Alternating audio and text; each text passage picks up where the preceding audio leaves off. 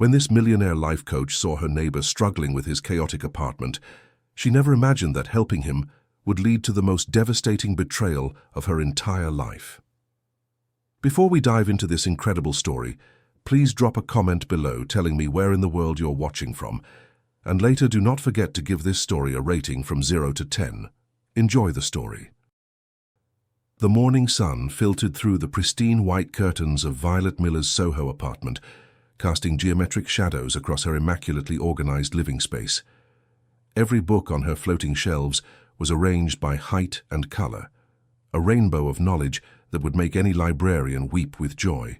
Her coffee table bore exactly 3 items: a succulent plant positioned at a precise 45-degree angle, a stack of 3 lifestyle magazines, edges perfectly aligned, and a ceramic coaster that had never known the shame of a coffee ring.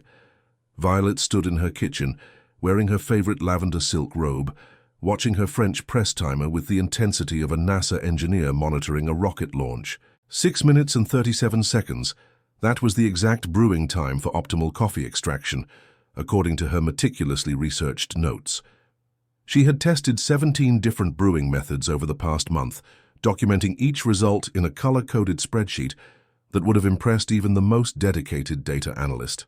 Come on," she whispered to the timer, her perfectly manicured fingers drumming against the white marble countertop in a rhythm that matched her heartbeat. Violet Miller didn't just live life, she optimized it. At exactly 7:23 a.m., her phone buzzed with her first client consultation call.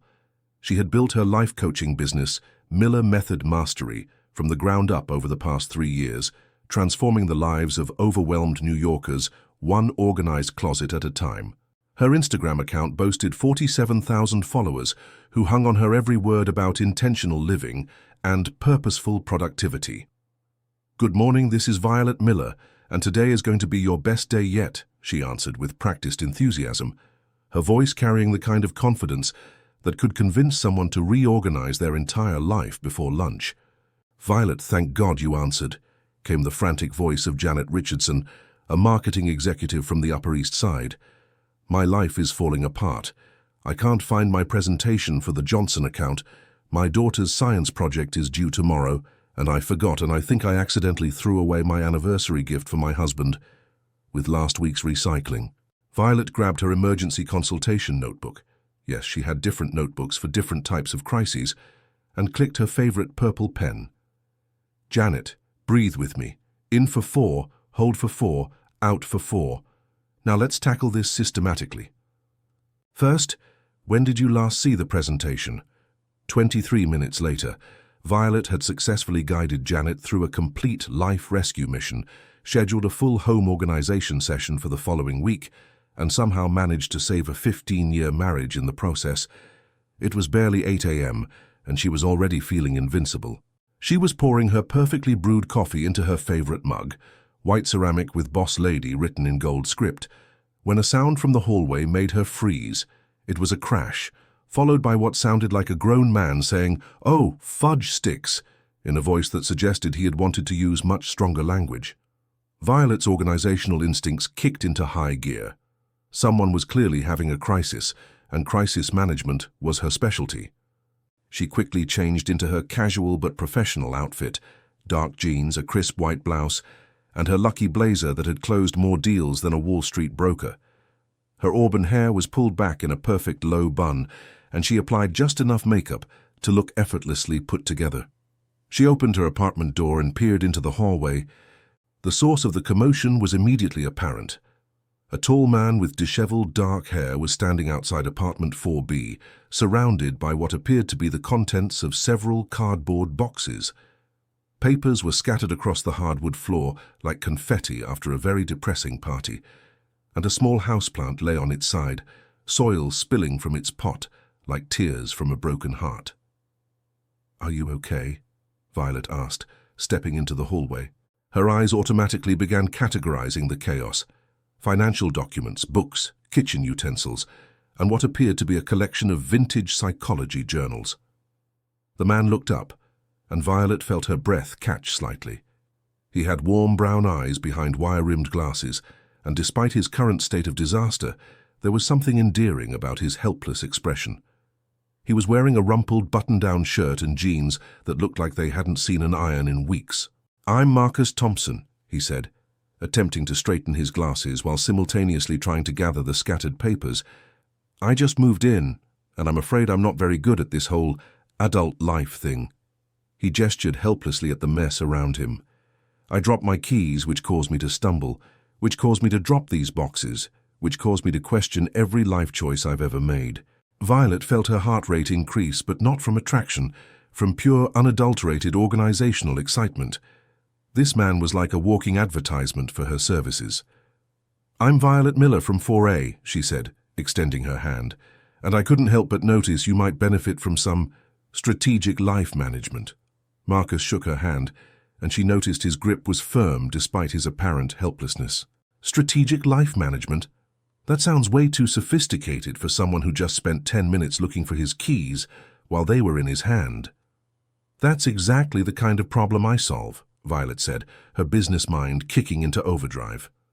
"I'm a life and organization coach. I help people create systems that make their lives run smoothly." She paused, studying his face. "Would you like some help with this?" Marcus looked at the disaster zone around him, then at Violet's pristine appearance, then back at the mess. "Are you sure? I mean, this is pretty bad. I'm talking natural disaster levels of disorganization. Just this morning I tried to put cereal in the refrigerator and milk in the pantry. I'm not even sure how that's physically possible." Violet laughed, a genuine sound that surprised even her. "Trust me, I've seen worse. Last month I had a client who organized her spice rack alphabetically, but couldn't find her car keys for 3 days because she'd filed them under K in her desk drawer." "That's actually kind of logical," Marcus said, looking impressed. "In a completely insane way." "Exactly," Violet clapped her hands together. "Look, I'm launching a new coaching program, and I could use a case study. What if I helped you get organized, completely free of charge, and you let me document the process? It would be a win-win situation." Marcus hesitated for a moment, and Violet noticed something flicker across his face, an expression she couldn't quite read. Then he smiled, and it was like watching someone turn on a light switch. "Really? You'd do that? I mean, I should probably warn you that I once lost a sock in my own sock drawer and never found it again. I'm not sure it's even theoretically possible to organize me." "Challenge accepted," Violet said, feeling that familiar rush of excitement she got when facing a particularly complex organizational puzzle. "But first, let's get this mess cleaned up. Do you have your keys?" Marcus patted his pockets, looked around the floor, checked his other pockets, and then sheepishly pulled them from his back pocket. "Found them." "Okay, new rule," Violet said, pulling out her phone to make a note. "Keys go in the same place every single time. We'll figure out where that is once we assess your apartment situation." As they began gathering the scattered items, Violet felt a strange sense of anticipation. This Marcus Thompson was clearly a disaster in human form, but there was something about him that intrigued her. Maybe it was his self-deprecating humor, or the way he seemed genuinely grateful for her help, or the fact that he was the first person in months who hadn't immediately asked her to fix his life in exchange for a 5-star Yelp review. "So," she said, carefully stacking his psychology journals. She noticed they were all recent publications, which seemed oddly advanced for someone who couldn't remember where he put his keys. "What do you do for work?" "Oh, I'm between jobs right now," Marcus said quickly, not meeting her eyes. "Just moved to New York for a fresh start, trying to figure out what comes next, you know." Violet nodded sympathetically. She'd worked with plenty of clients going through career transitions. "Well, getting organized is the perfect first step. You can't build a new life on top of chaos." "That's exactly what I was thinking," Marcus said, and something in his voice made her look at him more closely. But he was focused on gathering papers, and the moment passed. 20 minutes later, they had successfully rescued all of Marcus's belongings and were standing outside his apartment door. Violet had already mentally catalogued at least 17 organizational problems just from the items she'd seen scattered in the hallway. "So," she said, smoothing down her blazer, "when would you like to start? I'm thinking we should begin with a comprehensive life audit, assess your current systems, identify problem areas, and create a customized organizational framework. Marcus blinked at her. A life audit? That sounds terrifyingly thorough. The best solutions usually are, Violet said with a smile. How about tomorrow morning? I'll bring coffee and we'll start with the basics. You'd really do that? Just help me? For free? There was something almost vulnerable in the way he asked, and Violet felt an unexpected warmth in her chest. Everyone deserves to live their best life, Marcus. Sometimes we just need someone to show us how. As she walked back to her apartment, Violet couldn't shake the feeling that this Marcus Thompson was going to be more than just another client. There was something about him that didn't quite add up. The advanced psychology journals, the way he'd hesitated when she asked about his job, the brief flashes of something that looked almost like competence before he'd slip back into helpless confusion. But then again, she told herself, people were complicated. Her job was to help them organize their lives, not to solve their mysteries. She had no idea that in apartment 4B, Marcus Thompson was carefully arranging his scattered papers into neat piles, making notes in a leather-bound journal with the efficiency of someone who had never lost his keys in his life, and smiling to himself as he wrote, Day 1, subject has taken the bait. Organizational intervention begins tomorrow. The game, as they say, was afoot. The next morning, Violet stood outside apartment 4B at exactly 9 a.m., armed with 2 cups of coffee from Joe Coffee on Grand Street, a clipboard that looked like it could organize the United Nations, and enough enthusiasm to power a small city. She had barely slept, her mind racing with organizational possibilities and strategic life improvements she could implement for Marcus. She knocked on the door with her signature professional but friendly rhythm, 3 short taps followed by 2 longer ones. It was a system she'd developed after reading an article about the psychological impact of door-knocking patterns on client receptivity. "Coming!" came Marcus's voice from inside, followed by what sounded like furniture being moved hastily and a muffled, "Where did I put my... Oh, there it is." The door opened to reveal Marcus looking like he'd just rolled out of bed, which, given his rumpled t-shirt and hair that defied at least 3 laws of physics, was probably exactly what had happened. But Violet noticed something odd. His apartment behind him looked significantly more chaotic than what she'd expect from someone who'd just moved in. Books were stacked in precarious towers, clothes were draped over every available surface, and she could swear she saw a cereal box balanced on top of a lamp. "Good morning, sunshine," Violet said cheerfully, handing him one of the coffee cups. "I brought fuel for our organizational adventure." Marcus accepted the coffee with what appeared to be genuine gratitude, though she caught him glancing at his watch when he thought she wasn't looking. "You're incredibly punctual," he said, taking a sip. "This is amazing coffee, thank you." "Joe Coffee," Violet said, stepping into the apartment and immediately beginning her mental assessment. "It's the best in the neighborhood. I have a standing order with them. They know exactly how I like my coffee and have it ready at the same time every day." "Of course you do," Marcus said, and something in his tone made her look at him sharply. But he was smiling that helpless smile again. "I can barely remember to buy coffee, let alone establish a standing order." Violet pulled out her phone and began typing rapidly. "Note to self, establish morning routine protocol for Marcus, include coffee procurement strategy and..." She stopped mid-sentence, staring at the disaster zone before her. "Marcus, did a tornado hit your apartment between yesterday and today?" Marcus looked around as if seeing the mess for the first time. "Oh, this? I was trying to unpack last night and it got a little overwhelming. I gave up around midnight and just went to bed." "Gave up and went to bed," Violet repeated, writing furiously on her clipboard. "Classic avoidance behavior. We'll need to address that." She looked up at him with the intensity of a detective solving a murder case. "Marcus, on a scale of 1 to 10, how would you rate your current stress level?" Marcus paused, seeming to consider this carefully. "Maybe a 7? 8 on bad days?" "Unacceptable," Violet declared, pulling out what appeared to be a laminated chart from her bag. "According to my optimal life functioning scale, no one should live above a 4 on a regular basis. We're going to get you down to a solid 3, maybe even a 2 if you're really committed to the process." Marcus stared at the chart, which appeared to be color-coded and included what looked like mathematical formulas. "You have a laminated chart for stress levels?" I have laminated charts for everything, Violet said proudly. Organization isn't just about putting things in boxes, Marcus. It's about creating systems that support your entire life structure. She gestured dramatically at his apartment. This chaos isn't just messy, it's actively sabotaging your potential for happiness and success. That seems a little dramatic, Marcus said, but he was looking at her with something that might have been admiration.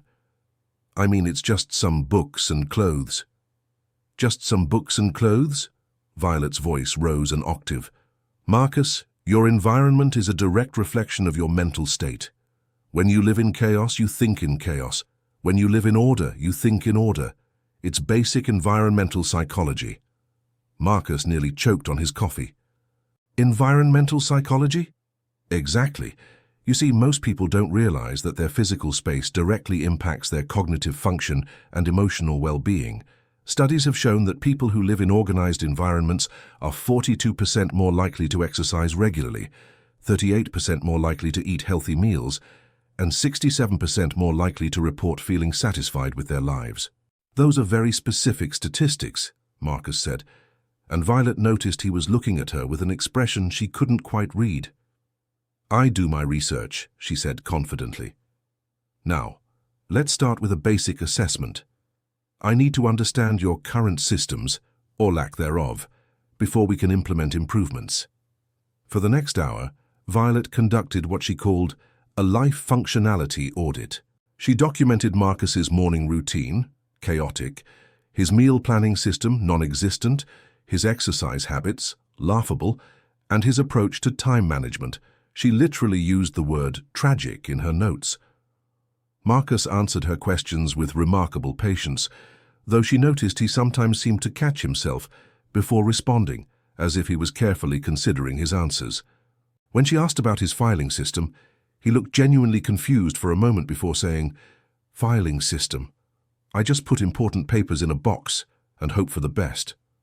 "A box," Violet repeated, her pen hovering over her clipboard. "Just one box?" "Sometimes two boxes if the first one gets too full." Violet made a note that looked like it might be a small scream translated into writing. "Okay, we're going to implement the Miller method filing system. It's based on frequency of use, importance level, and temporal relevance. By the time we're done, you'll be able to find any document in under 30 seconds. "That sounds impossible," Marcus said, but he was smiling. "I once spent 3 hours looking for my lease agreement and finally found it in the refrigerator." "The refrigerator?" Violet's eyes widened. "How does a lease agreement end up in the refrigerator?" "I honestly have no idea," Marcus said, shaking his head. "I think I was eating a sandwich while looking through papers and somehow got confused about which thing went where." Violet stared at him for a long moment. "Marcus, I need to ask you something, and I want you to be completely honest with me." "Okay," he said, suddenly looking nervous. "Are you actually trying to live this way, or is this some kind of elaborate performance art?" Marcus laughed, and it was such a genuine, delighted sound that Violet felt something flutter in her chest. "I promise you this is not performance art. I'm just really, really bad at being an adult." "Well, you're in luck," Violet said, feeling that familiar surge of purpose, "because I'm really, really good at creating adults." That sounded slightly ominous, Marcus said, but he was still smiling. "The best transformations usually do," Violet replied. "Now, let's start with your closet. Clothing organization is fundamental to establishing daily routine structure. Marcus's closet was a masterpiece of chaos. Shirts were hanging next to pants, which were next to what appeared to be a winter coat, which was somehow intertwined with a jump rope. Shoes were scattered across the floor like casualties of war, and there was a single tie hanging from the light fixture for reasons that defied explanation. "How did the tie get up there?" Violet asked, pointing. Marcus looked up as if seeing it for the first time. "I honestly don't remember. I think it might have been there when I moved in." "You moved in yesterday?" "Right. Yes, well, I'm a very efficient unpacker." Violet pulled out her phone and took a photo of the closet. "I'm going to use this as a before picture for my case study. This is going to be an incredible transformation story." As she began pulling clothes from the closet and sorting them into piles on the bed, Marcus watched her with an expression of fascination. So you really love this, don't you? Love what? Organizing, fixing things, making chaos into order. Violet paused, a handful of mismatched socks in her hands. I suppose I do. There's something satisfying about taking something that's broken and making it work better. Plus, I'm helping people live their best lives. What's not to love? And you're really good at it, Marcus said. I can tell. Something in his tone made her look at him more closely. Thank you. That means a lot. For a moment, they looked at each other across the pile of clothes, and Violet felt a strange flutter of awareness. Marcus might be disorganized, but there was something compelling about his attention, the way he seemed to really see her passion for what she did. Okay, she said, clearing her throat and returning to the clothes. Let's implement the color coordination classification system. We'll start with shirts and work our way through to accessories. Color coordination classification system, Marcus repeated. Is that a real thing? It is now, Violet said with determination. Everything I do becomes a real thing eventually. That's how innovation works. As they spent the rest of the morning organizing Marcus's closet, Violet found herself enjoying his company more than she'd expected. He was funny in a self-deprecating way, asking questions like, is there a specific feng shui arrangement for sock placement? And should I alphabetize my t-shirts, or is that crossing a line? But she also noticed small things that didn't quite fit his helpless persona. His questions about her methods were surprisingly insightful, and when he thought she wasn't looking, his movements were efficient and purposeful. When she asked him to hand her hangers, he passed them to her in perfect intervals, as if he instinctively understood the rhythm of her work.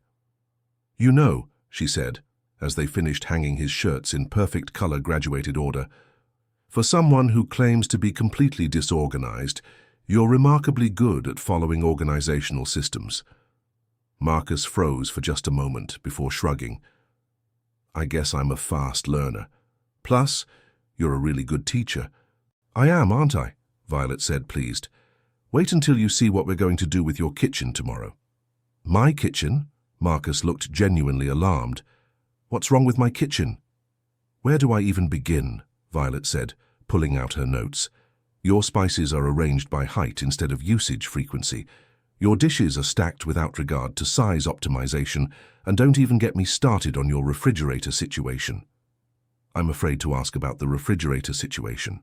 You have condiments in the vegetable drawer, vegetables in the door, and what appears to be a block of cheese in the freezer. Marcus looked confused. Where else would I put cheese? The refrigerator, Marcus. Cheese goes in the refrigerator. But doesn't it last longer in the freezer? Only if you want cheese-flavored ice cubes, Violet said, making another note.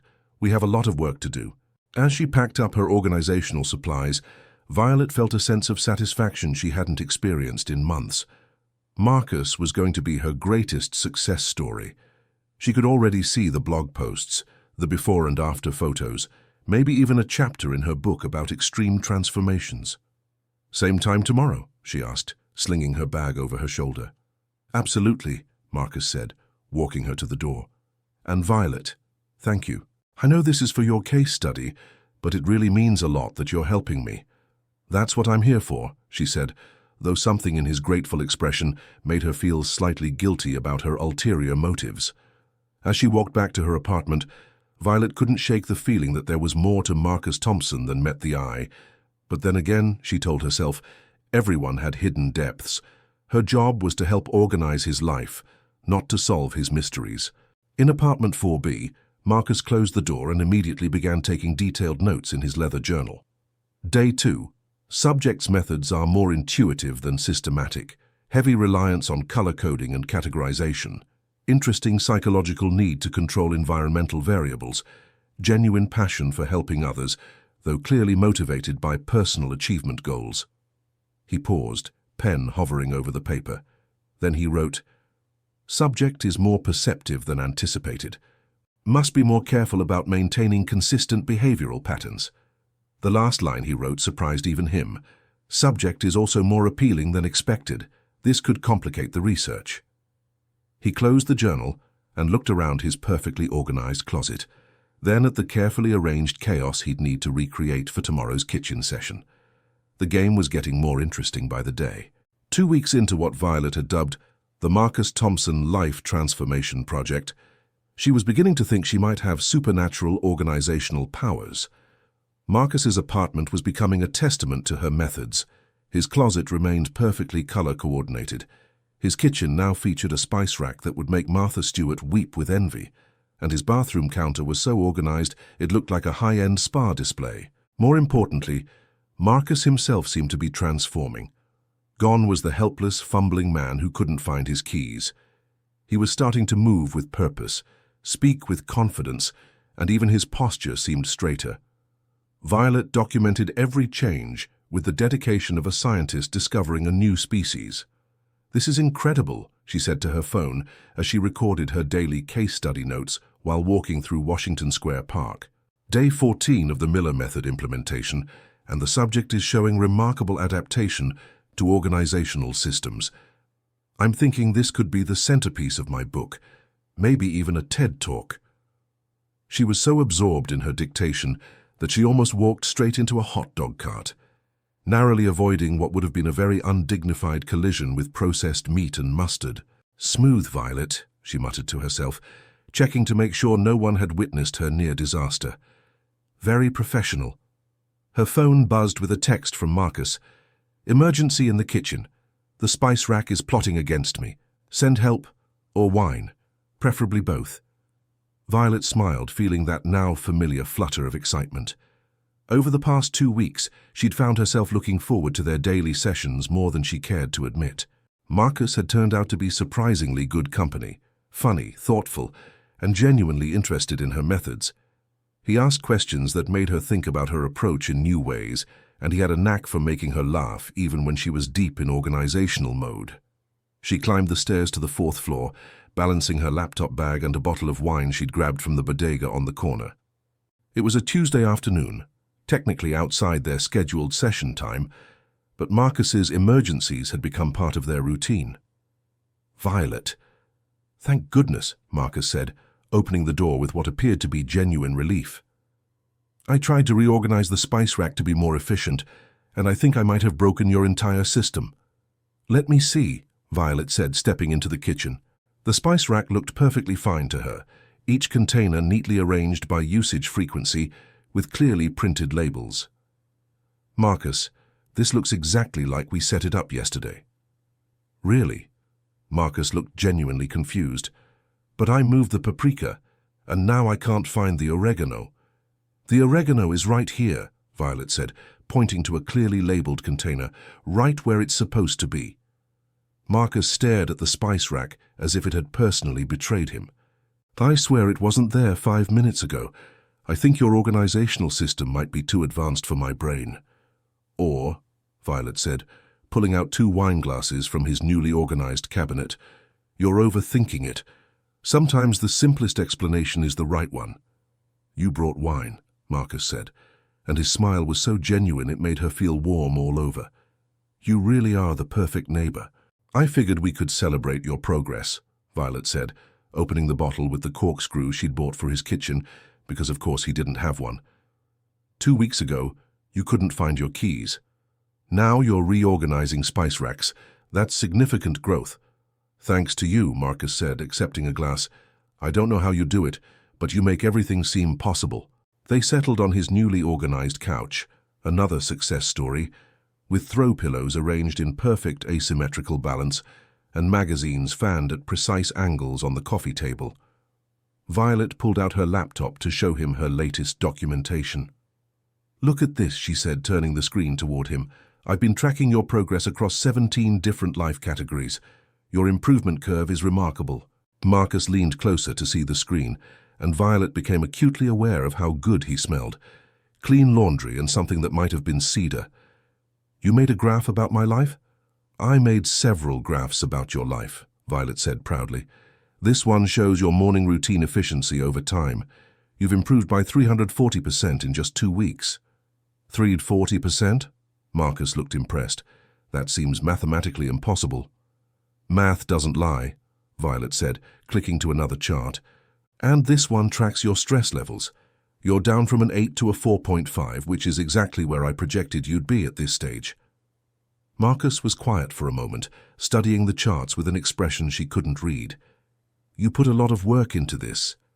Well, you're my case study, Violet said, though something in his tone made her feel suddenly self-conscious. I want to document everything properly. Right. The case study. Marcus took a sip of wine, still looking at the screen. For your book. Exactly. Though I have to say you're exceeding all my expectations. Most clients take months to show this kind of progress. Maybe I'm just highly motivated, Marcus said, and when he looked at her there was something in his eyes that made her breath catch. Motivated by what? By having a good teacher, he said simply. They looked at each other for a moment, and Violet felt the air between them shift. Then Marcus cleared his throat and gestured at the laptop.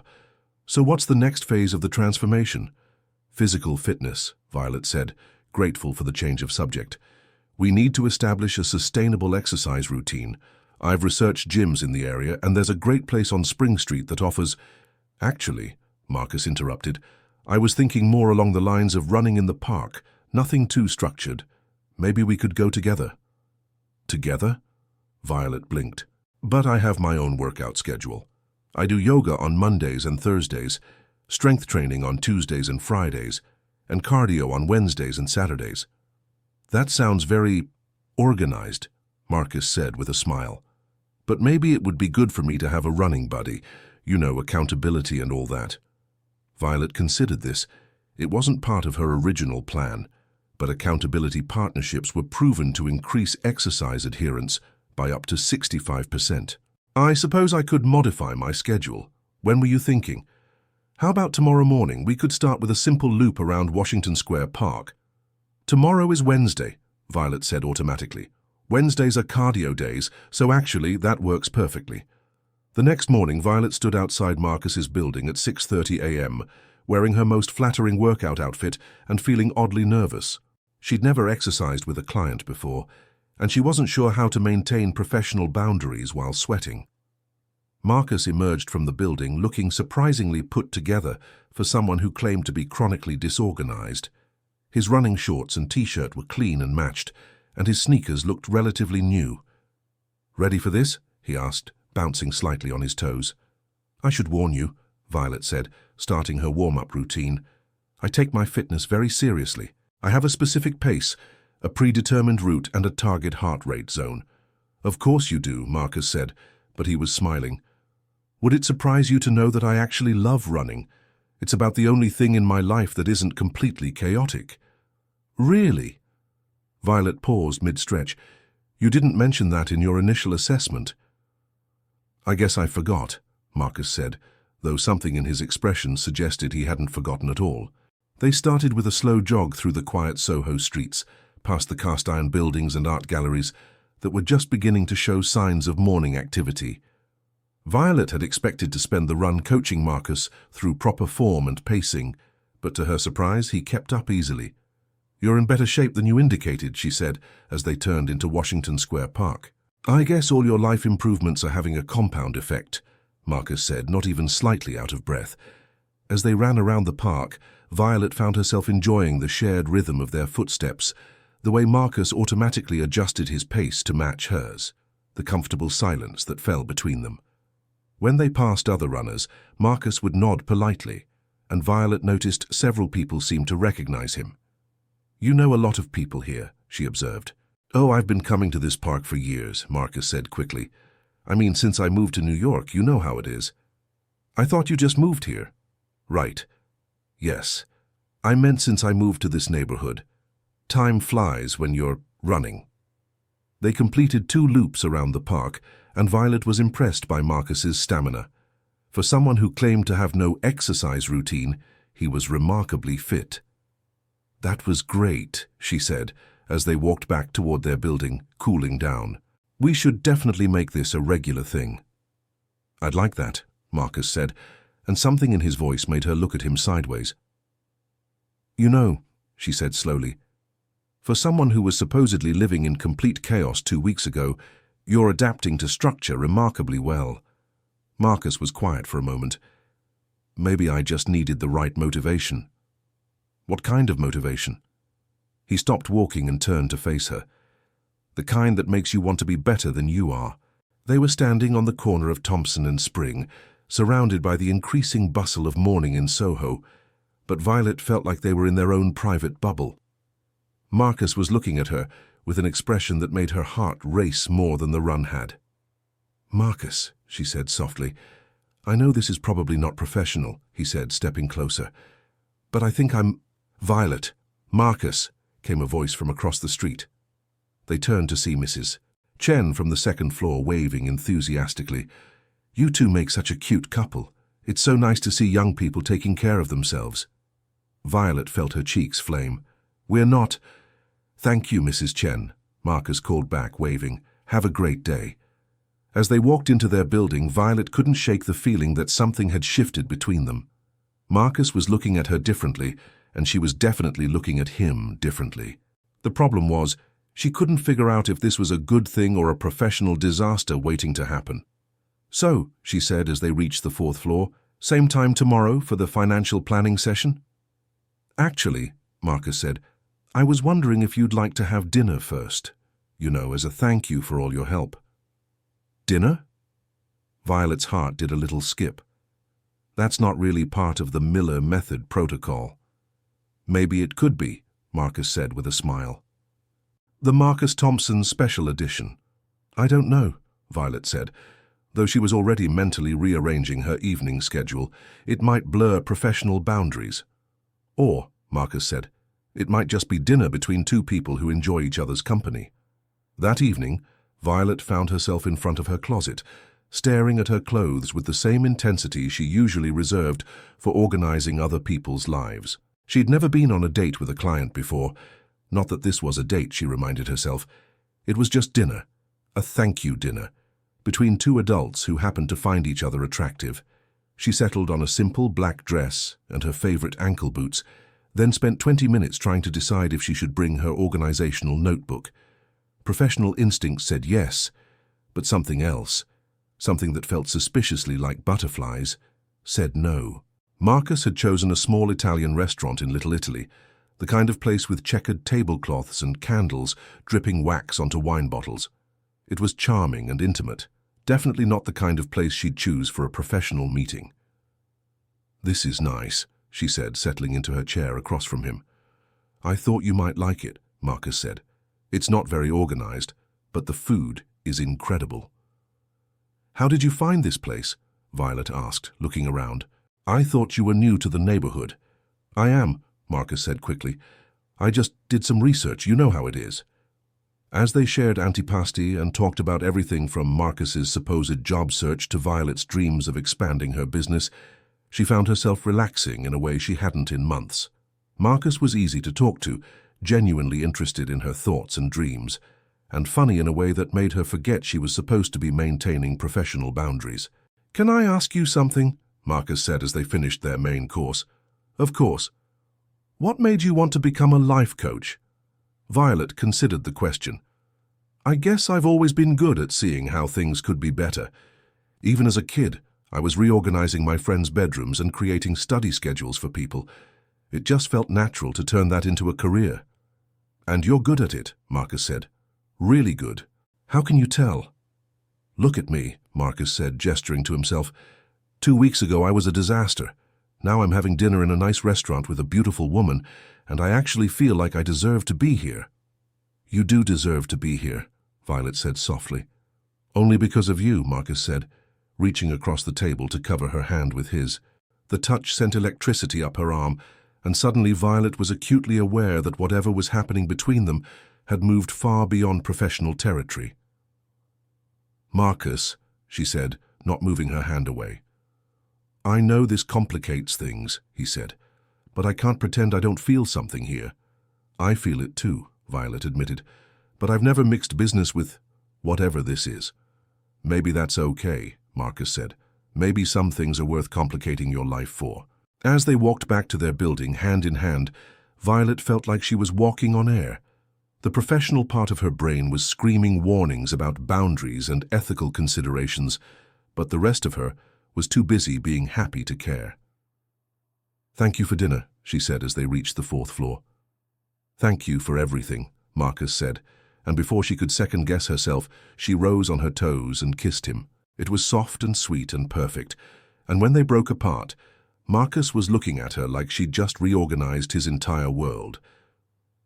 "Good night, Violet," he said softly. "Good night, Marcus."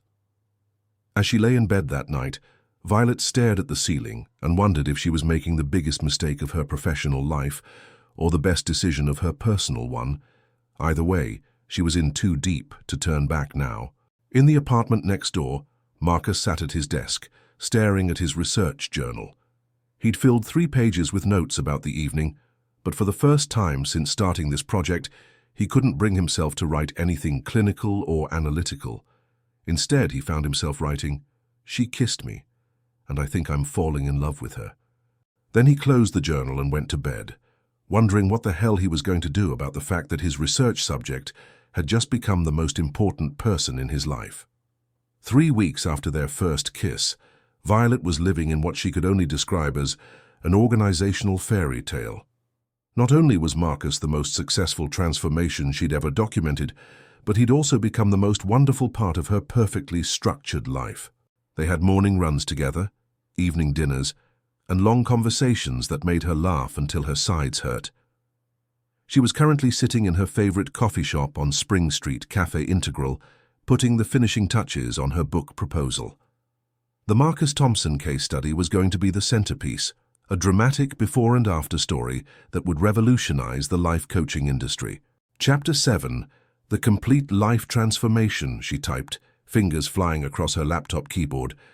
In just 3 weeks, Marcus Thompson went from a man who couldn't find his keys to someone who maintains a color-coordinated closet, a structured daily routine, and a positive outlook on life.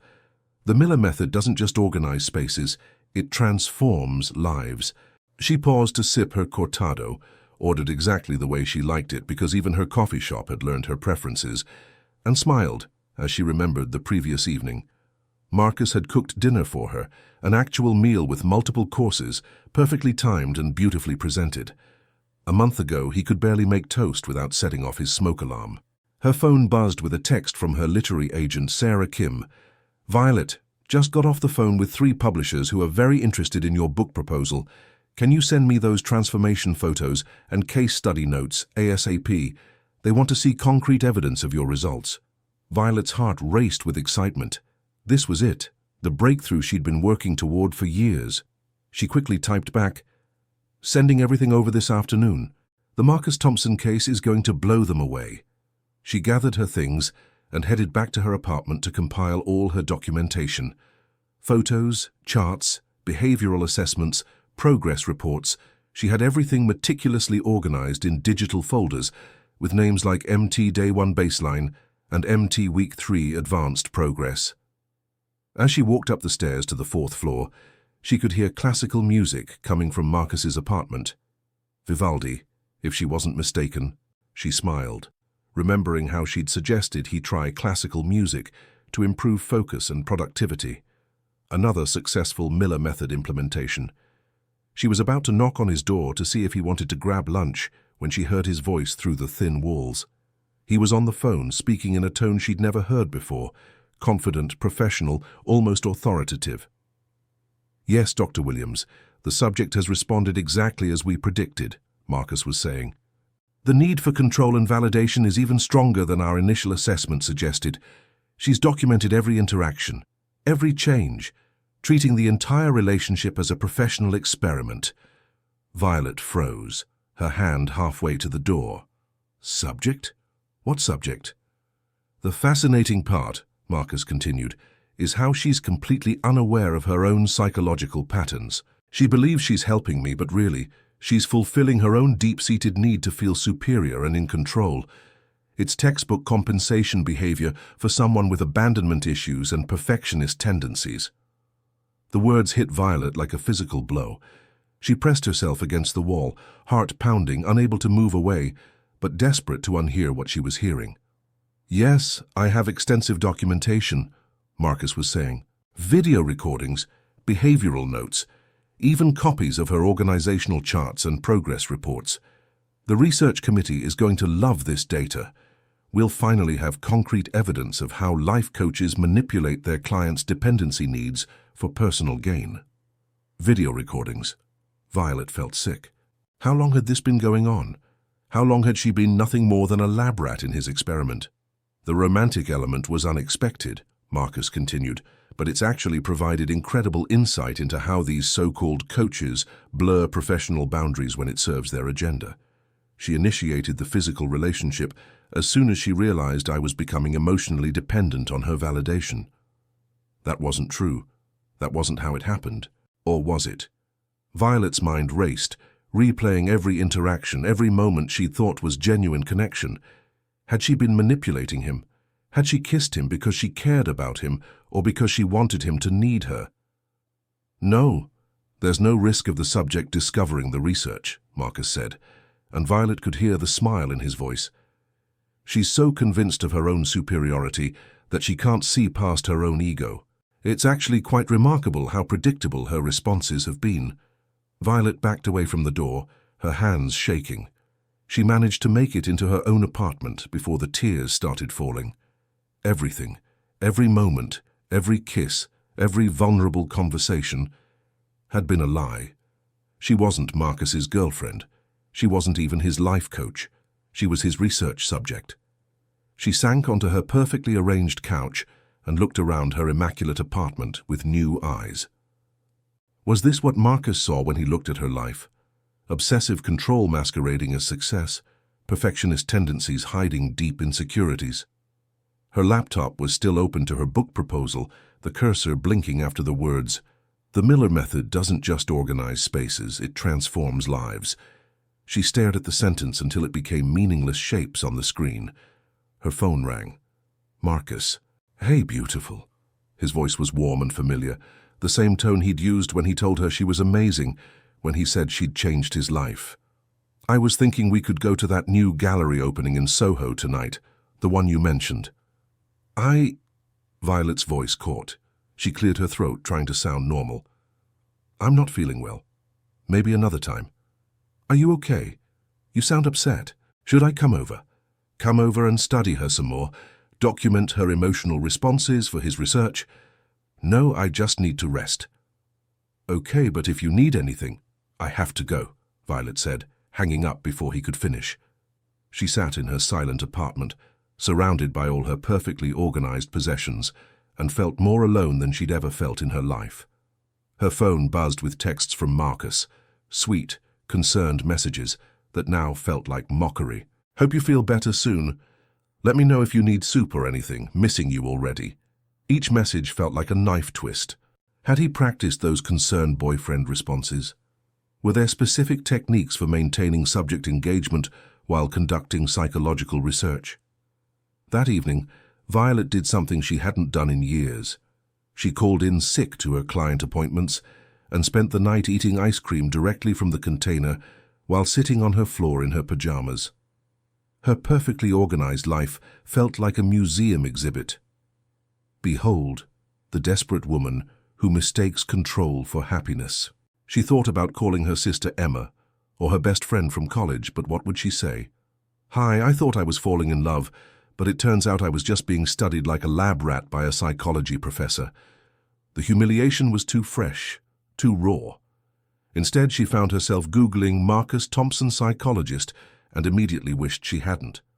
The results were devastating in their comprehensiveness.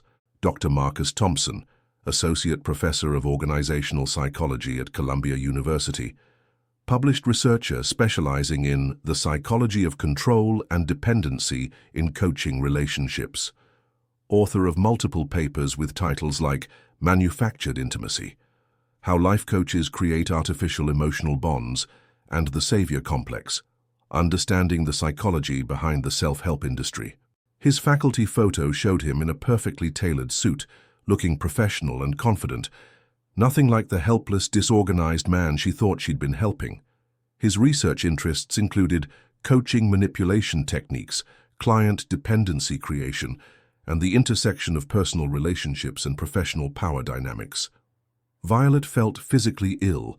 Every kind thing she'd done for him, every moment of genuine care and affection, had been feeding into his research about how manipulative and self-serving life coaches were. She'd been proving his thesis without even knowing it. She found his most recent publication, posted just 2 weeks ago. Preliminary Findings, a case study in life coach manipulation tactics. The abstract made her want to disappear. This ongoing research examines how life coaches create artificial dependency relationships with subjects through a combination of excessive documentation, manufactured crisis solutions, and strategic emotional manipulation. The worst part was that some of it rang true. Had she been documenting Marcus's progress for his benefit, or for her own? Had she really been helping him, or had she been using him to prove her own worth and build her career? Her laptop chimed with an email from her literary agent. "Violet, the publishers are very excited, but they want to meet with you and your case study subject next week. Can you and Marcus come in together? They want to see the transformation in person and hear his perspective on your methods." Violet stared at the email, imagining that meeting. Marcus sitting next to her, pretending to be grateful while secretly taking notes on her behavior for his research. The publishers asking him questions about her methods while he documented their interaction for his next paper on the performative nature of life coach success stories. She closed the laptop and went to bed, though sleep was impossible. Every time she closed her eyes, she heard Marcus's voice. She's so convinced of her own superiority that she can't see past her own ego. The next morning, Marcus knocked on her door at exactly 6:30 a.m., their usual running time. Violet looked through the peephole and saw him bouncing on his toes, looking perfectly put together and athletic. How had she ever believed he was disorganized? How had she missed all the signs? "Violet," he called softly, "are you okay? You didn't answer my texts last night." She pressed her back against the door, fighting the urge to confront him.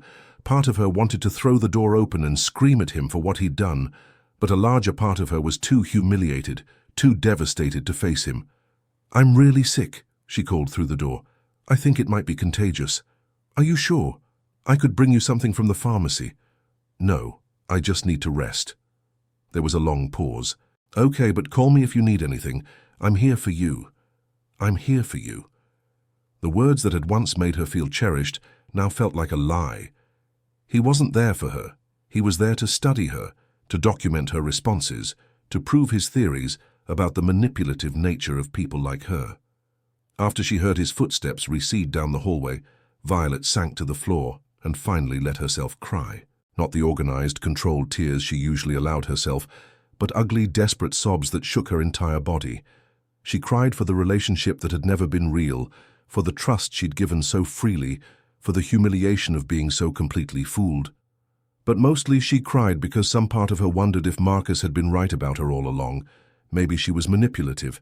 Maybe she did create dependency for her own ego. Maybe everything she thought she knew about helping people was just elaborate self-deception. Her phone buzzed constantly throughout the day, Marcus texting, calling, growing more concerned as she continued to ignore him. Finally, around noon, she turned it off completely and sat in her perfect apartment, wondering if her perfectly organized life was just an elaborate house of cards that Marcus had helped her see for what it really was. Outside her window, SoHo continued its bustling life. Artists and tourists and people with real, honest relationships built on actual trust. Violet watched them through her perfectly clean windows and wondered if she'd ever be able to trust her own judgment again. The worst part wasn't that Marcus had lied to her. The worst part was that his lies had forced her to confront some uncomfortable truths about herself, and she wasn't sure she liked what she was seeing.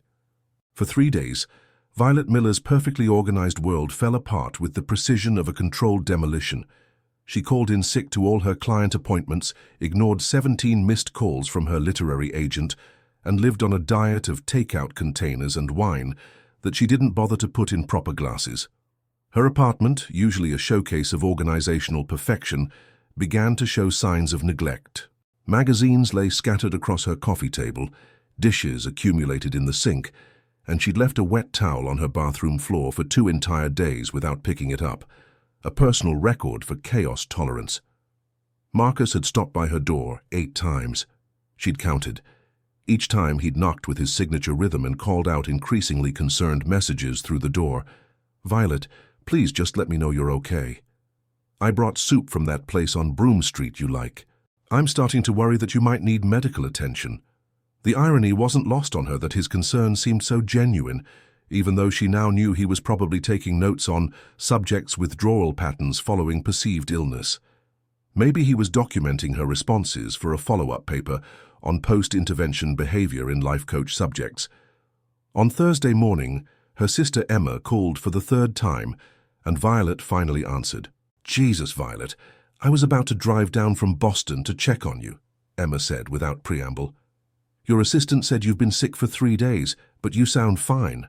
What's really going on?" Emma was the one person who could see through Violet's organizational facade, probably because she'd grown up watching Violet color code her homework assignments and create detailed schedules for family vacations. "I made a terrible mistake," Violet said, sinking deeper into her couch. "Professional and personal. What kind of mistake? Did you accidentally organize someone's life so well that they achieved enlightenment?" "I fell in love with a client," Violet said quietly. "Oh, honey." Emma's voice immediately softened. "That's not the end of the world. These things happen. What did he do?" "He didn't fall in love with me," Violet said, her voice catching. "He was studying me, for research, about how manipulative and ego-driven life coaches are." The silence on the other end of the line stretched so long that Violet wondered if the call had dropped. "I'm sorry, what now?" Emma finally said. "He was doing what?" "He's a psychology professor, Dr. Marcus Thompson from Columbia. He was conducting research on life coaches and I was his subject. Everything, the relationship, the gratitude, the transformation, it was all fake." "That son of a bitch," Emma said with feeling. "Violet, that's not research, that's emotional manipulation. That's unethical as hell." "But what if he was right?" Violet asked, voicing the fear that had been eating at her for 3 days. "What if I really am manipulative? What if I do create dependency for my own ego? What if everything I think I'm doing to help people is really just about making myself feel superior?" "Violet Marie Miller," Emma said in her big sister voice, "listen to me very carefully. You are the person who spent your entire childhood helping other kids with their problems. You're the person who organized a food drive in high school that fed 300 families. You're the person who worked for free with struggling single mothers when you were first starting your business because you believed everyone deserved help." "Maybe I was just—" "Stop," Emma interrupted. "Just because some narcissistic professor manipulated you doesn't mean his twisted view of your motivations is accurate. You know who you are. Don't let his research project make you forget that." After Emma hung up, promising to drive down if Violet didn't start answering her phone regularly, Violet sat in her increasingly messy apartment and tried to remember who she was before Marcus Thompson entered her life. She'd been confident in her methods, proud of her success stories, excited about her future. She genuinely believed she was helping people create better lives. The fact that Marcus had been able to shake that confidence so completely said as much about her own insecurities as it did about his manipulation. That afternoon, her literary agent Sarah called again. "Violet, what is going on? The publishers are getting impatient. They want to schedule that meeting with you and your case study subject. This is a huge opportunity. We're talking about a potential 6-figure advance here." "I can't do the meeting," Violet said. "What do you mean you can't do the meeting? This is your big break." "The case study, it's not what I thought it was." "What does that mean?" Violet closed her eyes. "It means I was being studied without my knowledge by the person I thought I was helping. The whole transformation was fake." Sarah was quiet for a moment. "Violet, are you telling me this man deliberately deceived you for his own research?" "Yes." "Do you have any evidence of this?" "His published papers, his faculty webpage, his phone conversations that I accidentally overheard." "Honey," Sarah said, her voice turning sharp, "what this man did to you might not just be unethical. It might be illegal. Have you considered talking to a lawyer?" Violet hadn't considered anything beyond her own humiliation and self-doubt. The idea that Marcus might have actually broken laws or professional ethics guidelines hadn't occurred to her. "I just want to forget the whole thing," she said. I understand, but Violet, you can't let him get away with this. And more importantly, you can't let him destroy your confidence in your work. I've seen your success stories. I've talked to your clients. What you do is real and it helps people. That evening, Violet did something she hadn't done since college. She got drunk. Not elegant wine-tasting drunk, but cheap bottle of Chardonnay while eating ice cream for dinner drunk. She found herself standing in front of her bathroom mirror, pointing at her reflection with a plastic spoon. You, she said to herself, are a smart, capable woman who helps people organize their lives. You are not a manipulative egomaniac, despite what Dr. Fancy Pants Thompson thinks. Her reflection looked skeptical. Okay, fine. Maybe you do like being needed, she continued. Maybe you do get a little too excited about color coding systems, but that doesn't make you a bad person. That makes you enthusiastic. She paused, considering this. Really, really enthusiastic. Meanwhile, in apartment 4B, Marcus was having his own crisis of conscience. He'd spent 3 days staring at his research notes, unable to write a single coherent sentence for his study. Every time he tried to analyze Violet's behavior through a clinical lens, all he could think about was the way she laughed when he made terrible jokes, or how proud she looked when she showed him her organizational charts, or the soft expression on her face when she kissed him. His research journal lay open on his desk, the last entry still incomplete. Subject displays genuine care and affection, which complicates the hypothesis that all coaching relationships are fundamentally manipulative. He'd tried calling his research supervisor, Dr. Williams, twice, but couldn't bring himself to discuss the project. How could he explain that he was no longer objective about his research subject? How could he admit that somewhere along the way, studying Violet had turned into caring about her, and caring about her had turned into something that felt suspiciously like love? The worst part was that he'd started the project with such certainty about life coaches and their motivations. His previous research had suggested that most coaching relationships were built on manufactured dependency and ego gratification. Violet was supposed to fit that pattern perfectly, an organized control freak who got her validation from fixing other people's lives. But the woman he'd gotten to know over the past month didn't fit his research model at all. Yes, she was obsessively organized, and yes, she clearly took pride in her work. But she was also genuinely kind, fiercely intelligent, and seemed to care more about her client's success than her own recognition. She documented everything not to prove her superiority, but because she wanted to understand what worked and what didn't, so she could help people more effectively. Marcus had published papers about coaching manipulation, but he was the one who had manipulated her. He was the one who had created a false identity and manufactured a fake relationship for his own professional gain. Everything he'd accused the life coaching industry of doing, he had done to Violet. His phone rang. Dr. Williams. Marcus, I've been trying to reach you. How's the research progressing? The committee is very excited about your preliminary findings. Actually, Dr. Williams, I need to discuss some complications with the study. What kind of complications?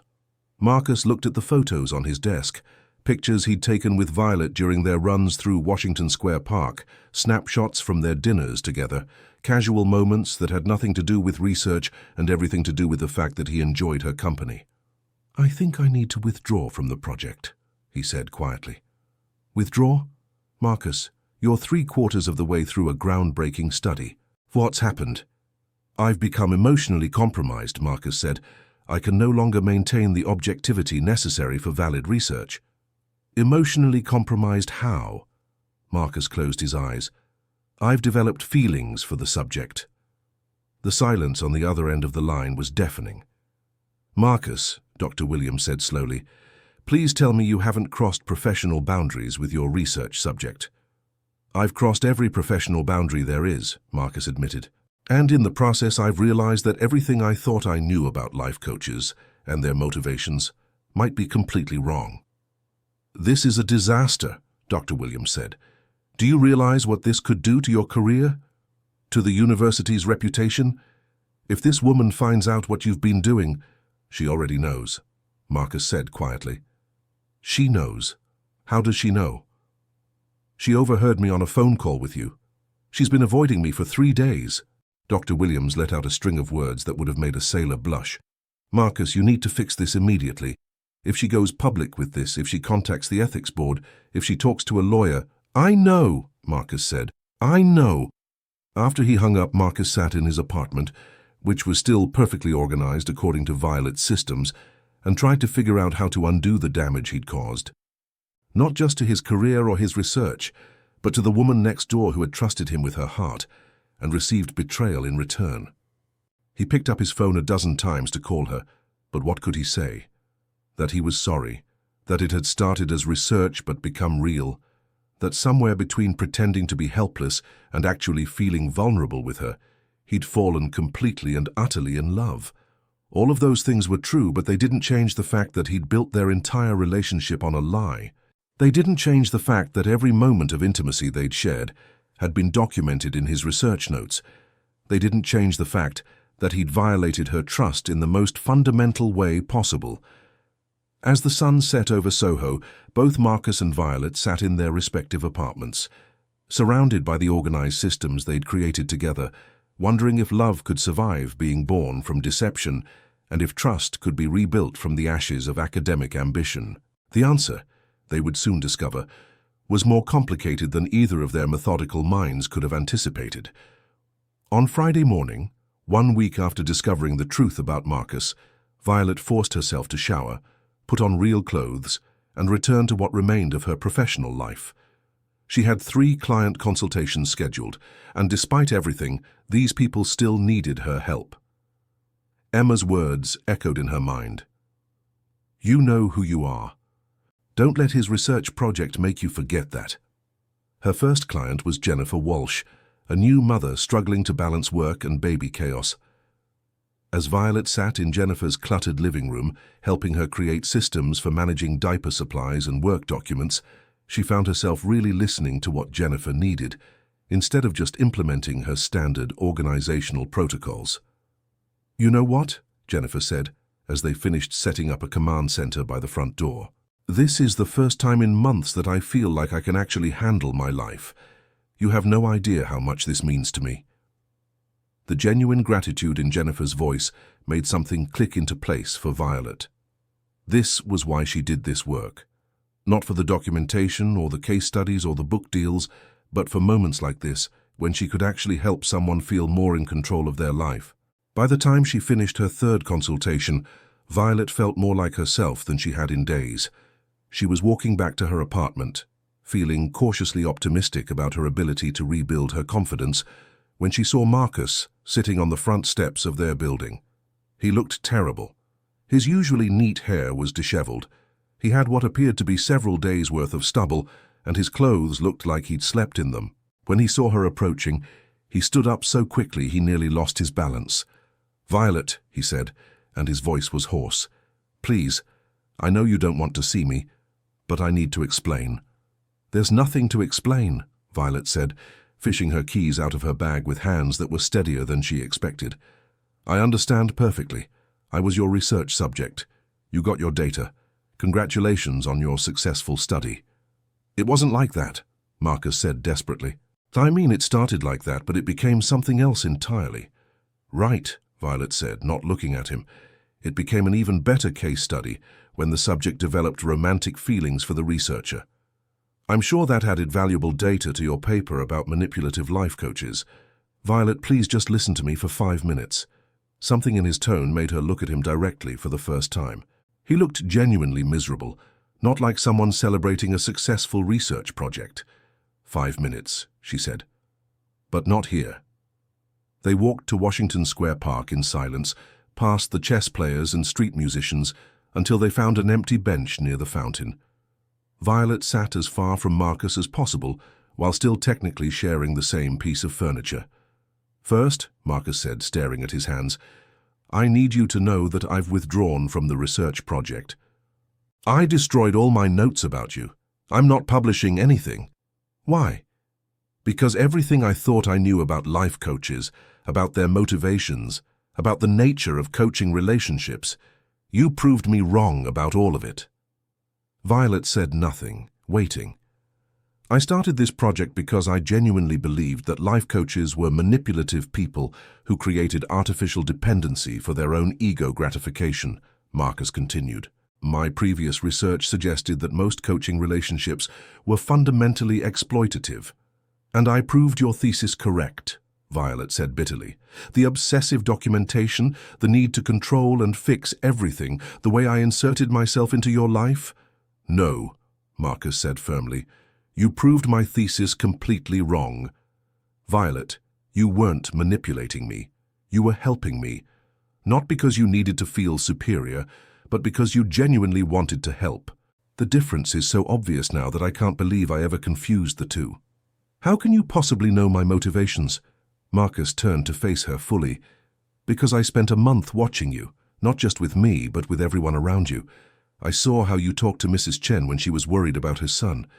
I watched you help the barista at Joe Coffee organize her work schedule on your own time. I heard you on the phone with your other clients. And Violet, you care about these people. Really care. Not because they make you feel important, but because you want them to be happy. Violet felt tears threatening and blinked them back. That doesn't change what you did to me. You're right, Marcus said quietly. It doesn't. What I did was unethical, dishonest, and cruel. I violated your trust in the worst possible way. I used your kindness against you, and I hate myself for it. Then why did you do it? Marcus was quiet for a long moment, watching a pigeon pecking at crumbs near their feet. Because I was arrogant. I thought I had coaching and coaches all figured out. I thought you would be an easy subject to study because I was convinced that people like you were fundamentally selfish. People like me. Successful, confident, put-together people, Marcus said. I guess I've always been a little suspicious of people who seem to have their lives figured out. It felt too good to be true. My life isn't figured out, Violet said. I'm just organized. I know that now, Marcus said. But back then, I saw your perfect apartment and your color-coded systems and your laminated charts, and I thought it was all about control and superiority. I didn't understand that it was about creating stability and helping people feel safe. They sat in silence for a moment, watching tourists take selfies by the fountain. The worst part, Violet said finally, is that some of what you said about me was true. I do document everything. I do like feeling needed. I do get excited about solving people's problems. That doesn't make you manipulative, Marcus said. That makes you good at your job. Violet, do you know what I realized about you? What? You're not trying to make people dependent on you. You're trying to make them independent. Every system you create, every routine you establish, it's all designed to help people function without you. You're not creating dependency.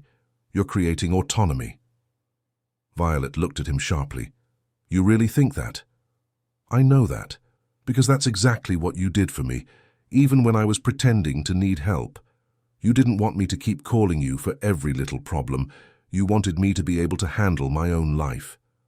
But I was documenting everything for my book, Violet said. I was using you for my career advancement. So was I, Marcus said. But that doesn't mean the help wasn't real. That doesn't mean the care wasn't real. Was any of it real? Violet asked quietly. The dinners, the conversations, all of it, Marcus said immediately. Every moment. Violet, I started falling for you on the second day, when you spent 20 minutes explaining the psychological benefits of a well-organized spice rack. You were so passionate, so genuinely excited about helping people create better lives. I'd never met anyone like you. Then why didn't you tell me the truth? Marcus ran his hands through his hair. Because I was a coward. Because I knew that if you found out what I'd done, you'd never forgive me. Because the longer it went on, the harder it became to admit what I'd started. And because you needed the research data, Violet said. No, Marcus said. I stopped caring about the research weeks ago. I kept lying because I was terrified of losing you. Violet studied his face, looking for signs of deception, but all she saw was exhaustion and regret. I don't know how to trust you again, she said finally. I don't know either, Marcus admitted, but I want to try if you'll let me. Why should I? Marcus turned to face her completely. Because despite everything, despite the lies and the deception and the betrayal, Something real happened between us. I fell in love with you, Violet. Not with my research subject, not with the woman I was studying, but with you. The real you. The woman who reorganizes people's lives because she wants them to be happy. The woman who gets genuinely excited about label makers and color-coding systems. The woman who kissed me in our hallway and made me believe that someone like you could actually care about someone like me. Someone like you? Someone who's so insecure about his own worth that he convinced himself successful people must be faking it, Marcus said. Someone who was so afraid of being vulnerable that he hid behind a research project instead of just asking you out like a normal person. Violet almost smiled at that. You could have just asked me out? Apparently, Marcus said. Though given how we met, I probably would have had to clean up my act first. You never would have gone out with someone who kept his lease in the refrigerator. That was fake too. That was very fake, Marcus admitted. I spent an entire afternoon making my apartment look chaotic. It was actually harder than you'd think to create convincing disorganization. So you're naturally organized? Obsessively so, Marcus said with a rueful smile. I have color-coded filing systems that would make you proud. I think that's part of why your methods worked so well on me. I was just reverting to my natural state. You're telling me that I spent a month teaching organizational skills to someone who's already more organized than most of my clients. I'm telling you that I spent a month falling in love with the most amazing woman I've ever met, while she taught me things about life that had nothing to do with organization and everything to do with kindness. Violet was quiet for a long time, processing everything Marcus had told her. Part of her wanted to stay angry, to hold on to the hurt and betrayal as protection against being fooled again. But a larger part of her was exhausted by the anger, and underneath it all was a simple truth. She missed him. I don't know if I can do this, she said finally. I understand. I mean, I don't know if I can trust someone who lied to me for a month about something as fundamental as who he is. I understand that too, but I also don't know if I can pretend that I don't have feelings for you, Violet continued. Because I do. Even knowing what you did, even feeling betrayed and hurt and humiliated, I still... You still what? I still miss you, she said quietly. I miss our morning runs and our evening conversations and the way you made me laugh. I miss feeling like someone understood why I love what I do. I do understand, Marcus said, better than I ever have before. How do we fix this? Violet asked. How do we move past the fact that our entire relationship was built on a lie? Maybe we start over, Marcus said. Maybe we build something new based on the truth. What would that look like? Marcus stood up and extended his hand to her. Hi, he said formally. I'm Dr. Marcus Thompson. I'm a psychology professor at Columbia University. I'm obsessively organized. I love to run, and I think you're the most remarkable woman I've ever met. Would you like to have coffee with me sometime? Violet looked at his outstretched hand for a long moment. Then slowly she took it. Hi, she said. I'm Violet Miller.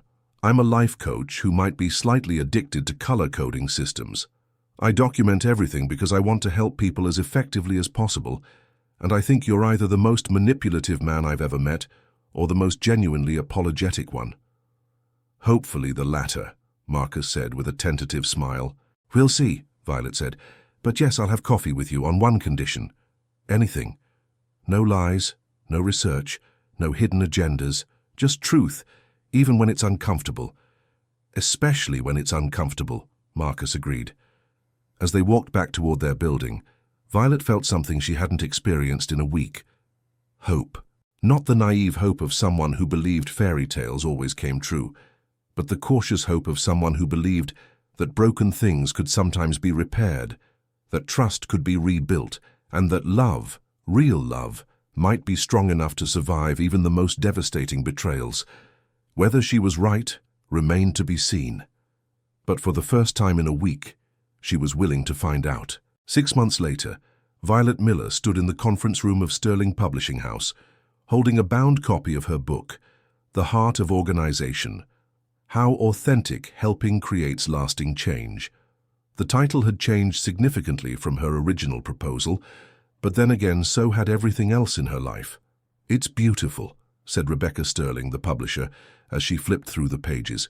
The case studies are compelling, the research is solid, and the personal story thread makes it incredibly relatable. This is going to be huge, Violet. Violet smiled, running her fingers over the cover. The book didn't feature the Marcus Thompson transformation story she'd originally planned.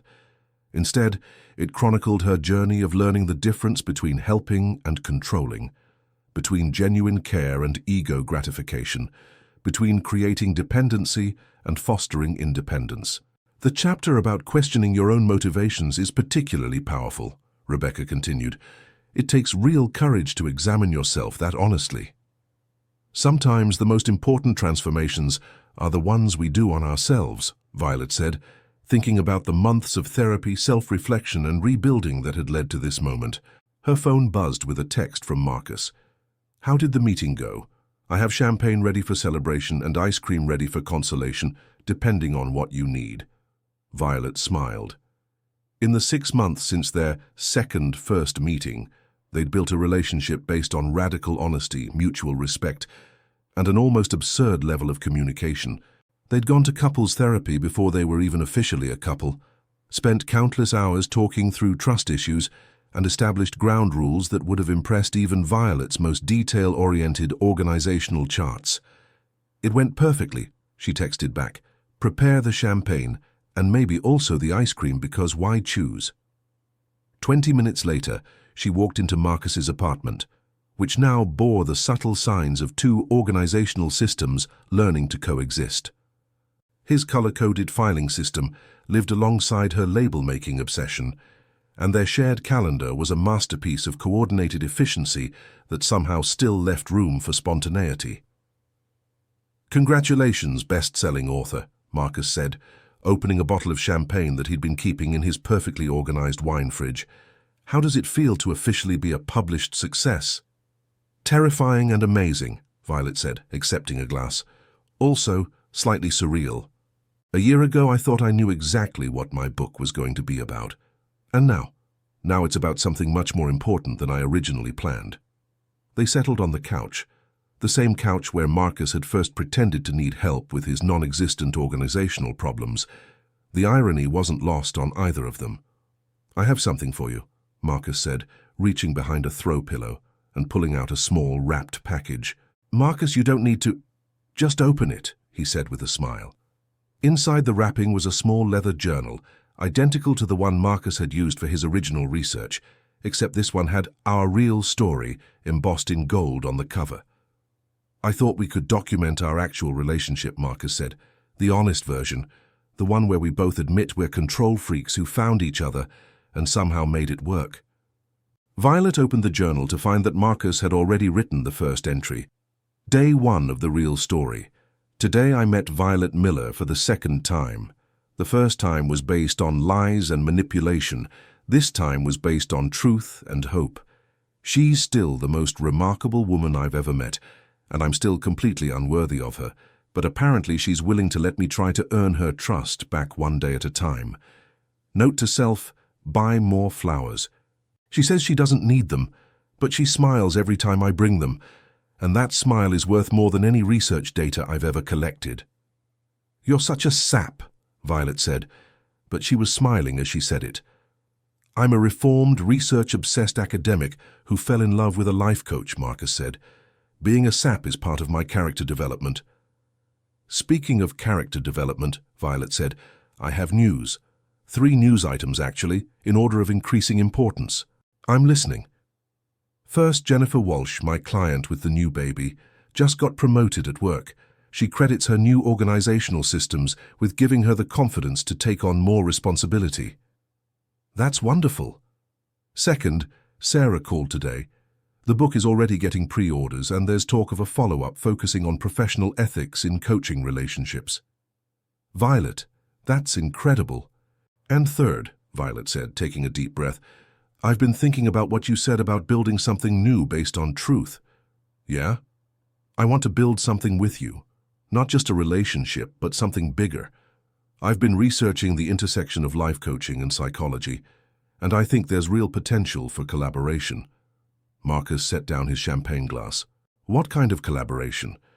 A practice that combines life coaching with psychological research, Violet said, her excitement building as she spoke. We could study what actually works in helping people change their lives, but we'd do it ethically, with full consent and collaboration from participants. We could bridge the gap between academic research and practical application. You want to work together? I want to create something together, Violet said. Something that takes the best of what we both do and makes it better. Something that helps people, while also advancing our understanding of how change actually happens. Marcus was quiet for a moment, and Violet felt a familiar flutter of nervousness. Despite 6 months of rebuilding trust, she still sometimes worried that she was too much, too organized, too enthusiastic about her work. There's just one problem with that plan, Marcus said finally. What? I might be in love with my research partner, which could compromise the objectivity of our findings. Might be? Violet raised an eyebrow. Okay, definitely am. Completely, hopelessly, embarrassingly in love with my research partner. Well, Violet said, leaning closer to him, lucky for you, I happen to know that research partnerships work best when there's genuine care and mutual respect between the collaborators. Is that based on empirical evidence? It's based on the fact that I'm completely, hopelessly, embarrassingly in love with you too, Violet said, and kissed him. When they broke apart, Marcus rested his forehead against hers. I still can't believe you forgave me. I didn't forgive the lies, Violet said. I forgave the person who was brave enough to tell me the truth, even when it was terrifying. What if I mess this up again? Then we'll figure it out together, Violet said. That's what people do when they love each other. They figure it out. 6 months later, the Miller-Thompson Institute for Collaborative Life Sciences held its grand opening in a converted brownstone in SoHo, just 3 blocks from where Marcus and Violet had first met. The space was beautiful, part therapy office, part research lab, part life coaching studio, and it perfectly reflected their combined aesthetic of functional beauty and organized innovation. Their first published study, Ethical Collaboration in Personal Development, a new model for coach-client relationships, had been accepted by the Journal of Applied Psychology and was already generating interest from universities and coaching programs across the country. I can't believe this is real, Violet said, looking around the reception area where their combined credentials hung side by side on the wall. Violet Miller, M.A., Certified Life Coach, and Marcus Thompson, Ph.D. A licensed psychologist. It's real, Marcus said, wrapping his arms around her from behind. We built this. We built this, Violet agreed, leaning back against him. Their first client was due to arrive in 20 minutes, a collaborative consultation where both Violet and Marcus would work with a woman struggling to balance her career aspirations with her family responsibilities. It was exactly the kind of complex, multifaceted challenge that required both practical life coaching and psychological insight. Are you nervous? Marcus asked. Terrified, Violet admitted, but also excited, really, really excited. Me too, though I should probably mention that I've prepared a fairly detailed protocol for our collaborative sessions. Violet turned in his arms to look at him. How detailed? I may have created a color-coded consultation framework with time allocations for different types of interventions. Marcus Thompson, Violet said with mock seriousness, are you trying to out-organize me? Maybe a little, he said with a grin. Is it working? It's working entirely too well, Violet said, standing on her toes to kiss him. I find competent organization very attractive. Good thing you're stuck with me then. Good thing, Violet agreed. As their first client knocked on the door, Violet felt a familiar surge of excitement, the same feeling she'd always gotten when helping someone create positive change in their life. But now it was enhanced by the knowledge that she wasn't working alone, that she had a true partner who understood both her methods and her motivations. Marcus opened the door with his most professional smile. Mr. and Mrs. Rodriguez, I'm Dr. Thompson, and this is Miss Miller. We're so glad you decided to work with us. Please come in, Violet said, gesturing them toward the consultation room. We're here to help you create the life you actually want, not just the one you think you should want. As they settled into their first official session as the Miller-Thompson Institute, Violet caught Marcus's eye across the room. He winked at her, and she had to suppress a smile. A year and a half ago, she'd thought she was helping a disorganized neighbor get his life together. She'd had no idea she was actually meeting the person who would help her reorganize her understanding of love, trust, and what it really meant to help someone change their life. Now, as she watched Marcus facilitate a conversation about goals and expectations while she took notes on their clients' organizational challenges, Violet realized that sometimes the most beautiful transformations were the ones you never saw coming. Sometimes the most perfectly organized life was one that left room for beautiful, unexpected chaos. And sometimes, if you were very lucky, you found someone who could be both your greatest challenge and your perfect match.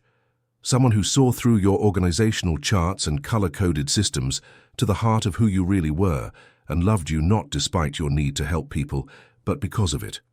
So, Violet said to their clients, pulling out her trademark clipboard with a smile, let's start with a basic life assessment and see where we can create some positive change. Outside their window, SoHo bustled with its usual creative energy, artists and dreamers and people building new lives in the city that never slept. Inside their office, two reformed control freaks who had found love in the most unlikely circumstances prepared to help others find their own paths to positive change. It was, Violet thought, as she began her assessment questions, exactly the kind of perfectly imperfect life she'd never known she wanted. And the best part was, she and Marcus were building it together, one honestly organized day at a time.